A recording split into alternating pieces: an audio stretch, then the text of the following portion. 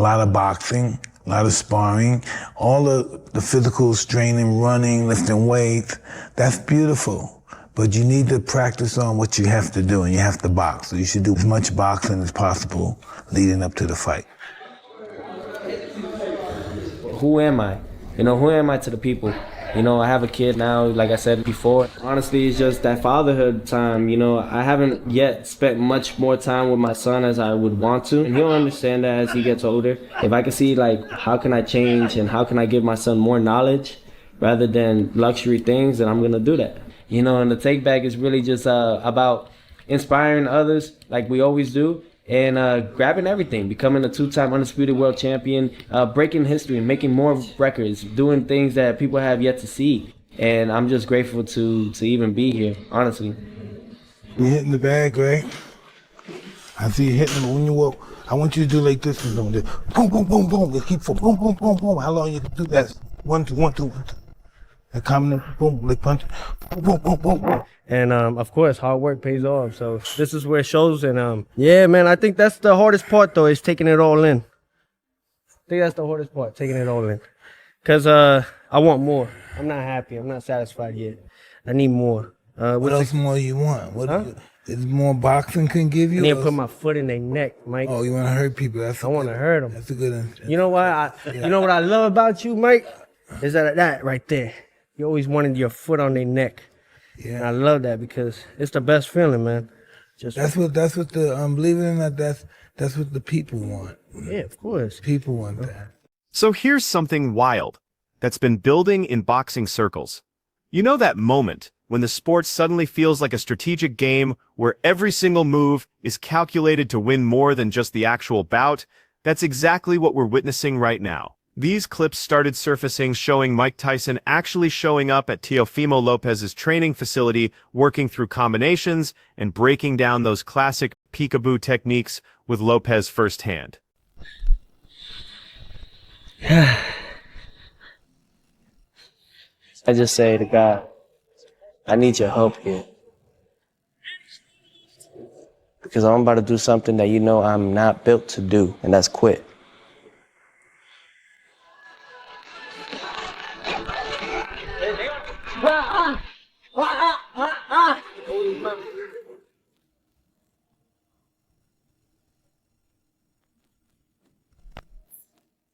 When you watch this footage, it hits different.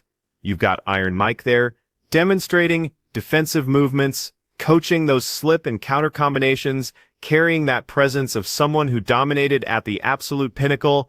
This goes way beyond just making an appearance. These videos have been circulating like wildfire on every platform, creating this clear image of Tyson sharing his expertise to enhance Lopez's fight preparation.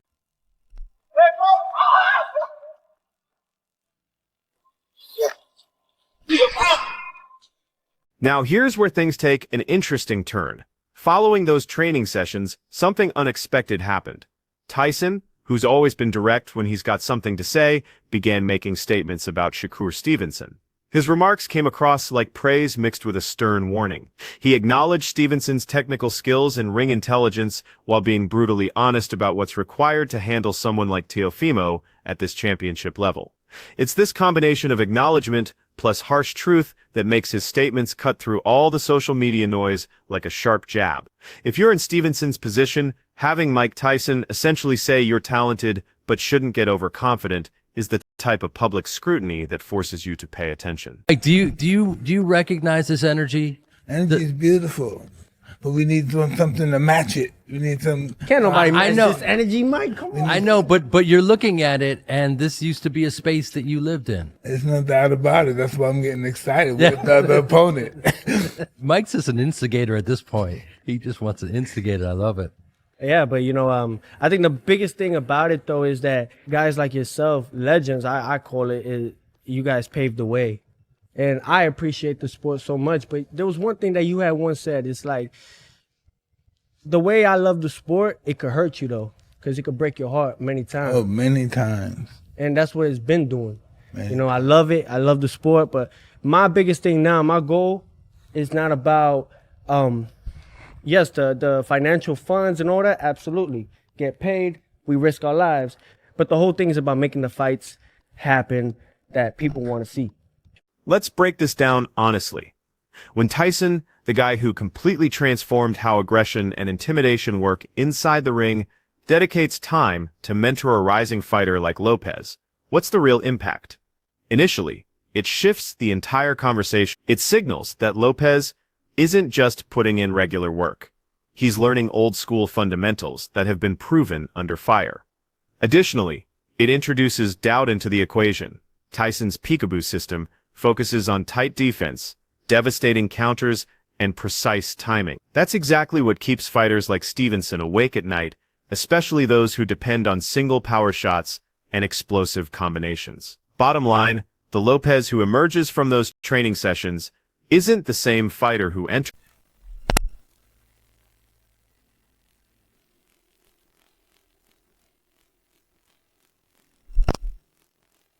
Now think about where this leaves Stevenson in the bigger picture.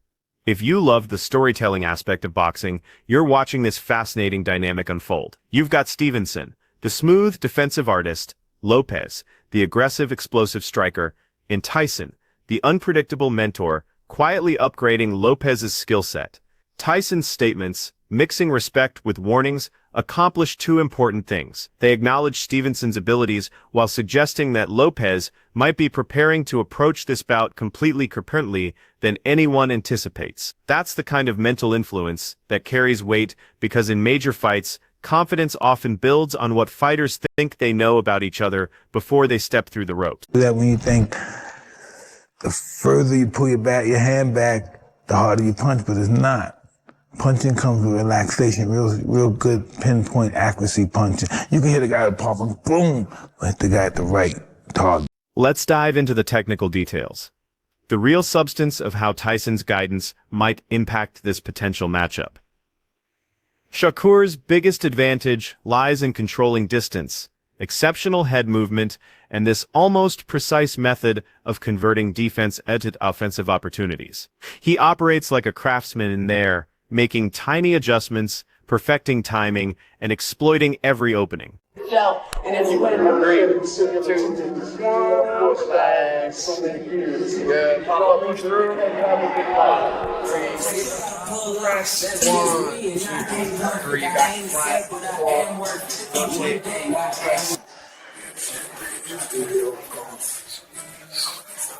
Yes, sir. Last three.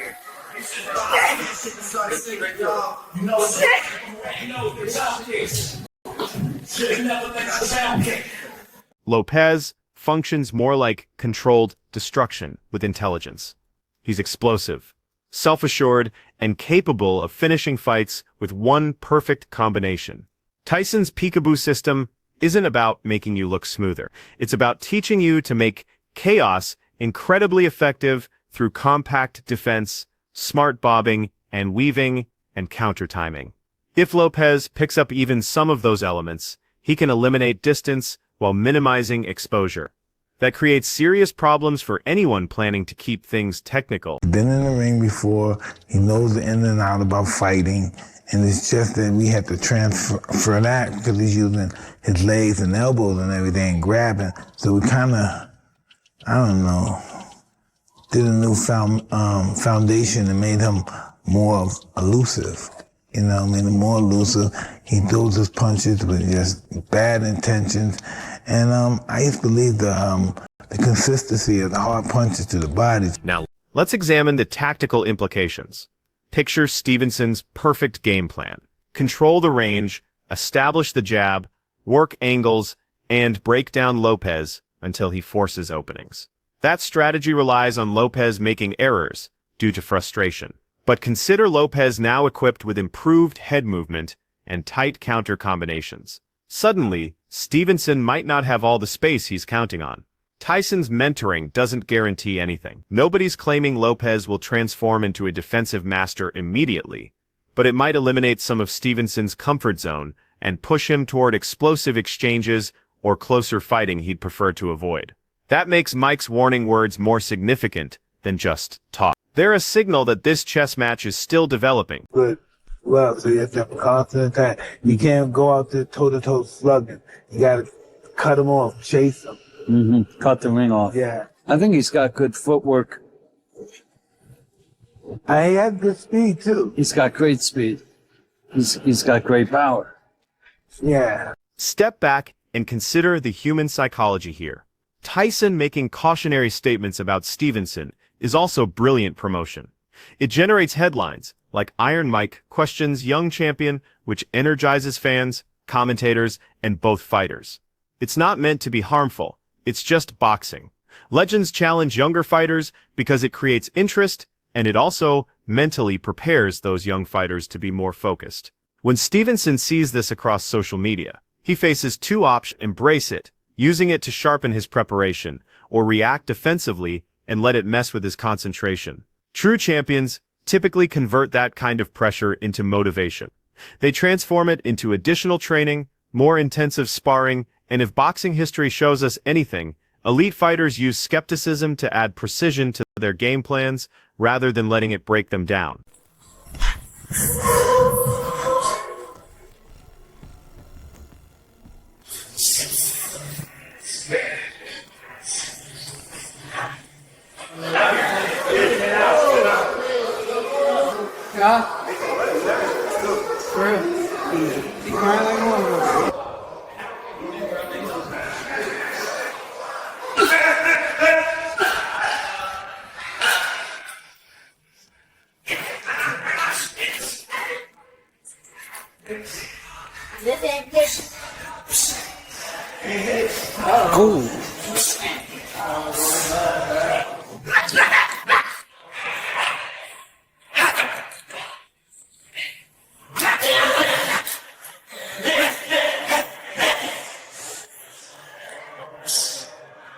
I'll have to drop a heavy up. You look.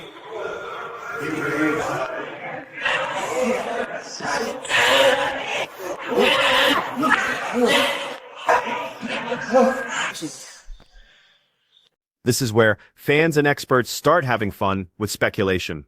Could Tyson's involvement be calculated mind games? Might the Lopez team be deliberately planting seeds of uncertainty in Stevenson's media environment?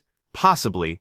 Boxing involves as much mental warfare as physical combat. Viral footage of Tyson hovering over Lopez, sharing technical wisdom, is pure theater that forces Stevenson and his team to react either publicly or behind closed doors. The simple act of responding reveals information about strategy. Do they release their own training content? Do they highlight Stevenson's defensive mastery in interviews? The social media battle becomes another round to win, and we are seeing fresh training footage from Shakur's camp. But let's keep perspective here. None of this diminishes Stevenson's capabilities. The guy's highlight reel showcases elite-level movement, timing, and composure under fire. He's defeated quality opponents by outboxing them systematically, and he's working with a team that knows how to construct game plans around his advantages. Tyson's remarks serve as a wake-up call to stay sharp, not a prediction of failure. If anything, Tyson advising Stevenson to remain cautious is equivalent to a trainer telling a fighter to respect their opponent. It's a reminder to stay disciplined, and champions thrive on reminders. They convert them into focus, which appears to be exactly what Shakur is doing.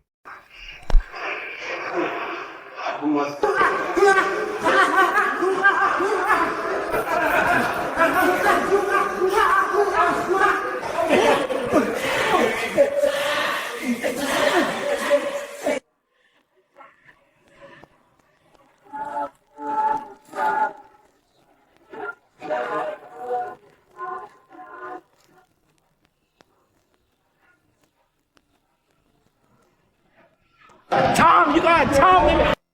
January 31st. Cool, gonna beat your. Yeah, put that in there. Loosen up a little bit. Shadow boxing, get some sparring. Maybe about 8 to 10 rounds. And everybody talking about Teo going. Y'all all know that he gonna lose, bro. Y'all, Shakur actually fight accurate people, like not bums. Like he fought Oscar Valdez. Tate pulled out the fight because he's scared. Ryan Garcia's scared. Like they all scared. Even Devin Haney. Shakur gonna stop him. This easy. That's so easy. Y'all already know the question. Shakur on top.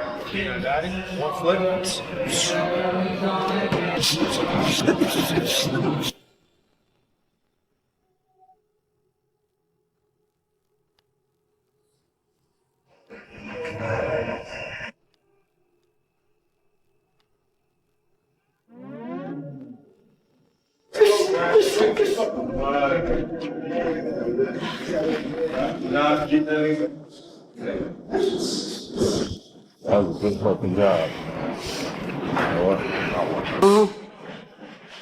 I don't know. It ain't like I said. Your boxing get better by the hour. Okay. Soon you'll be undefeatable.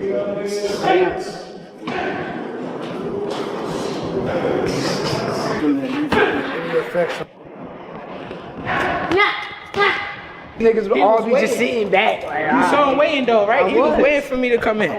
I felt it. All right, let's get interesting for a moment. Making fight predictions is entertaining, but the real narrative here involves the human elements. A boxing icon mentoring an emerging contender with that same icon publicly evaluating a technical master like Stevenson. It's classic boxing drama where history meets the present, confidence meets skill, and the media amplifies everything else. Come fight night, all the speculation and social media theater will either prove relevant or fade into background noise. The action in the ring makes the final judgment, but this build-up, Tyson's training footage and warning comments have already enriched the storyline. That makes it more compelling with this kind of explosive potential. It all works hand in hand. It flows like water, as Bruce Lee says. And let me tell you, Tyson Fury said it doesn't matter if he has Muhammad Ali, Bruce Lee, and Mike Tyson training him. The fact of the matter is, all of those three combined are a novelty of the cuss style, of a boxing style that Mike knows like the back of his hand. And what should fans focus on during the actual fight? First, observe how Lopez moves following those sessions with Tyson. Look for tighter defense, less reckless exposure, more controlled entries. Second, see whether Stevenson's calculated footwork gets disrupted. Can Lopez close distance more effectively, or does Stevenson develop even better angles? Third, pay attention to the psychological battle. How do both fighters handle pressure? Those opening exchanges will reveal much of the story. If Tyson's influence appears early in Lopez's performance, that becomes the narrative everyone discusses in the aftermath. Why was this the right fight for you, Teo? The best fight in the best. And I think that since, after a tremendous performance by Crawford against Canelo, you see that type of fight and the magnitude it brings, you want to emulate it. You could have fought anybody as well. 135. Look for unification. For you, why was this the right one? If you look in and around my weight class, I can't get the other big fighters to get in the ring. So you got to go to somebody who's willing to do it, and he was willing to do it, so now we're here. What do you think of Shakur, his style? Great fighter. Good fighter. He knows how to fight. He knows how to box inside, outside. He knows how to use his lateral movement. So I think that all those things I need in order to enhance my skill sets and also to challenge myself, because we can't say we are the best if we don't see it or look for it or even go out there and test it. You've been critical of him, though, over recent months. I think you said he had the power of a 6-year-old at one point on social media. You did, yeah. You had a lot of tweets over there. I don't even remember. Dang. I don't even know what I'd be doing. But you seem to believe that 140 may be a bridge too far for him, a step too far for him. Shakur was honestly the most flawless from 123 all the way down to 114. Since then, he's had his shares of victories. I think 135 was his top tier. 140, I think we just gotta wait and see. You know what I mean? And for him to even come up to do that. Those opening exchanges will reveal much of the story. If Tyson's influence appears early in Lopez's performance, that becomes the narrative everyone discusses in the aftermath. Before we wrap this up, here's some perspective. Training footage doesn't determine fight outcomes. Legacy doesn't secure victories. Preparation and execution do. Tyson's involvement creates compelling storyline material, dramatic and engaging. But it doesn't guarantee results. What actually matters is whether those teachings were properly integrated, whether Stevenson's team makes appropriate adjustments, and whether fight night performance matches the preparation. That's what makes boxing beautiful. All the discussion remains just background until that opening bell sounds and the fighters create their own story. Yeah. I was already going up to the 40s. I was already at 40. Yeah, for sure. So you see that 10-pound gap. I was thinking I was probably going to move up to 47. Okay, seeing me, you think I'm smaller in person or like, what do you think? I know nothing. Okay. I know nothing, man. I think that was your angle with Lomachenko. Like, I felt like you knew how little Lomachenko was, and you kind of capitalized off of that. Heck no, that man was a lot to deal with. This represents exactly the type of subplot that makes Fight Week absolutely captivating. You experience technical analysis, you get drama, and you witness young fighters developing under the influence of legends. Mike Tyson offering advice to Shakur Stevenson after working with Teofimo Lopez creates precisely the kind of compelling headline that draws us all closer to our screens. So stock up on your favorite snacks, block out time for the fight, and appreciate the incredible, complicated, amazing spectacle that only boxing provides. Who comes out on top? The action will provide that answer. But this build-up is already championship-level entertainment. And if this breakdown connected with you, show some love with a like, hit subscribe, and turn on notifications so you catch all our future content.